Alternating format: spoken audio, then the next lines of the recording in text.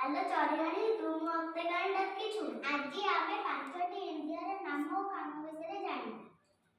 5ଟି ଇନ୍ଦ୍ରିୟ କହ ଚଢ଼େଇଆରେ, 5ଟି ଇନ୍ଦ୍ରିୟ କହ। 5ଟି ଇନ୍ଦ୍ରିୟ କହି ନ ପାରିଲେ ଗୋଡ଼ ମୋଡ଼ି ଦେବୁ ରହ। ଚଢ଼େଇଆରେ ଗୋଡ଼ ମୋଡ଼ି ଦେବୁ ରହ। ଆଖି କାନ ନାକ ଜିହ୍ବା ଓ ଚର୍ମ ଯେ 5 ଇନ୍ଦ୍ରିୟଟି ଜାଣ। ଚଢ଼େଇଆଣି 5 ଇନ୍ଦ୍ରିୟଟି ଜାଣ। 5 ଇନ୍ଦ୍ରିୟ ତ ବୁଝାଇ କହିଲି, 5 ଇନ୍ଦ୍ରିୟ ତ ବୁଝାଇ କହିଲି। ଧର କୁଏ କର କାନ, ଚଢ଼େଇଆଣି ଧର କୁଏ କର କାନ। ଚଢ଼େଇଆଣି ହ୍ୟାଲୋ ଚଢିଆଣି, 5ଟି ଇନ୍ଦ୍ରିୟ ହେଲା 5ଟି ଇନ୍ଦ୍ରିୟ ହେଲା ଆଖି, କାନ, ନାକ, ଜିହ୍ବା ଆଉ ଚର୍ମ। ଆଉ ଚର୍ମ। 5 ଇନ୍ଦ୍ରିୟର କାମକୁ କହିବୁ, 5 ଇନ୍ଦ୍ରିୟର କାମ। ଚଢ଼େଇଆରେ 5 ଇନ୍ଦ୍ରିୟର କାମ। 5ଟିର କାମ କରି ନ ପାରିଲେ ପାଣି ଆଣି ଦେବୁ ରହ। ଚଢ଼େଇଆରେ ପାଣି ଆଣି ଦେବୁ ରହ। କାନଟି ହେଉଛି ଗୋଟିଏ ଇନ୍ଦ୍ରିୟ, ଭଲ ମନ୍ଦ ସବୁ ଶୁଣେ। ଚଢ଼େଇଆଣି ଭଲ ମନ୍ଦ ସବୁ ଶୁଣେ।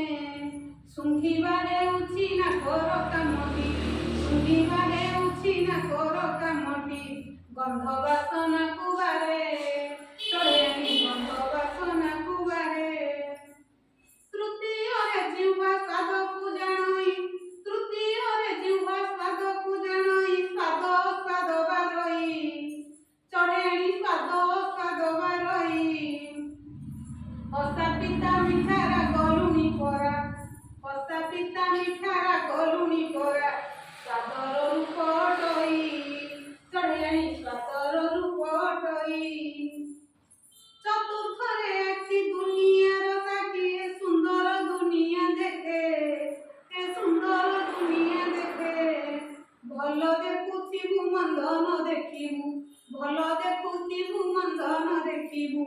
କହିଲି ତୋହର ହିତେ, ଚଢ଼େଇଆଣି କହିଲି ତୋହର ହିତେ।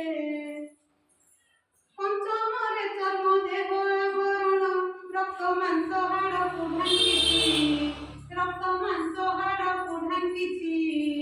ଖରା ବର୍ଷା ଶୀତ ନରମ ଗରମ, ଖରା ବର୍ଷା ଶୀତ ନରମ ଗରମ।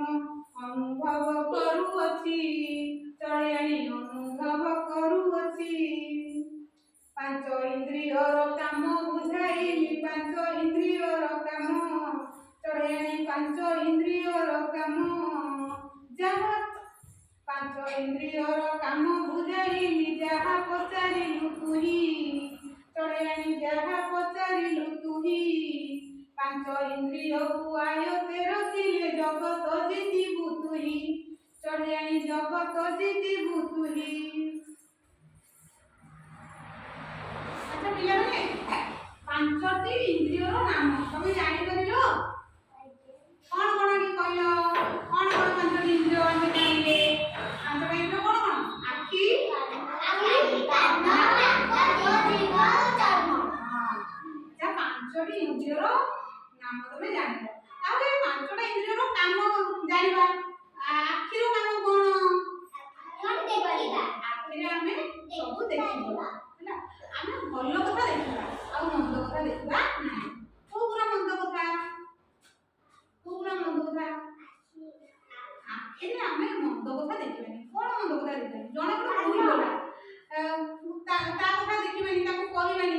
କାହାର ରୂପ ଦେଖିବାନି, ସେ କଳା କି ଗୋରା କି କଣ କହିବାନି ହେଲା। ସେ କଥା ଦେଖିବାନି, ତା ଗୁଣ ଦେଖିବା, ସେ ଭଲ କାମ କରୁଛି ସେଇଟା ଦେଖିବା ହେଲା। ତେଣୁ ଆମେ ଆଖିରେ ଭଲ କଥା ଦେଖିବା। ତାପରେ ଆଖି ପରେ ଆଉ ଗୋଟେ ଇନ୍ଦ୍ରିୟର ନାଁ କହିଲ? ନାକରେ ଆମେ ଶୁଙ୍ଘୁଛେ। ଆଉ ତାପରେ ଆଉ ଗୋଟେ କାନରେ ଆମେ କଣ କରୁଛେ? କାନରେ ଆମେ ଶୁଣୁଛେ। ଆଉ ଗୋଟେ ଇନ୍ଦ୍ରିୟ ପାଟି ନୁହଁ, ଜିଭର କାମ କଣ? ସ୍ୱାଦ ଚାଖିବ ନା। କଷା, ପିତା, ମିଠା, ରାଗ, ଲୁଣି ଆମେ ସବୁ ଜିଭ ଦ୍ୱାରା ଚାଖୁଛେ। ଆଉ ତାପରେ ଆଉ ଗୋଟେ ଇନ୍ଦ୍ରିୟର ନାଁ ଆଉ ଗୋଟେ ଇନ୍ଦ୍ରିୟ ଚର୍ମ।